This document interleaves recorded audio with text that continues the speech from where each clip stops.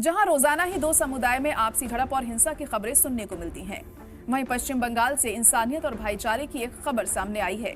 पश्चिम बंगाल में रहने वाले एक मुस्लिम शख्स ने अपने रोजे के दौरान एक हिंदू महिला को रक्तदान किया है। महिला की मदद के दौरान उसने अपने रोजे का भी ख्याल नहीं किया। दोनों शख्स ही पश्चिम बंगाल में रहते हैं। रक्तदान करने वाले मुस्लिम शख्स का नाम नसीम मलिता है, जिसकी उम्र 27 साल की है। वहीं ब्लड लेने वाली महिला संगीता घोष है, जो 2017 और 18 से किडनी की बीमारी से पीड़ित है। नसीम ने इतवार को पश्चिम बंगाल के कल्याणी इलाके के एक प्राइवेट मेडिकल फैसिलिटी यानी कि निजी चिकित्सा सुविधा में रक्तदान किया है। बता दें कि संगीता घोष नदिया के माजदिया की रहने वाली है। वहीं हमेशा किडनी से जुड़ी तमाम बीमारियों का इलाज करवाती हैं, जिसके लिए उनको नियमित तरह से खून चढ़ाने की जरूरत होती है।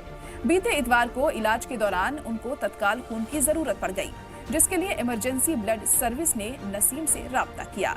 नसीम मुर्शिदाबाद के रहने वाले हैं। अभी वह कल्याणी में अपनी पढ़ाई को पूरा कर रहे हैं।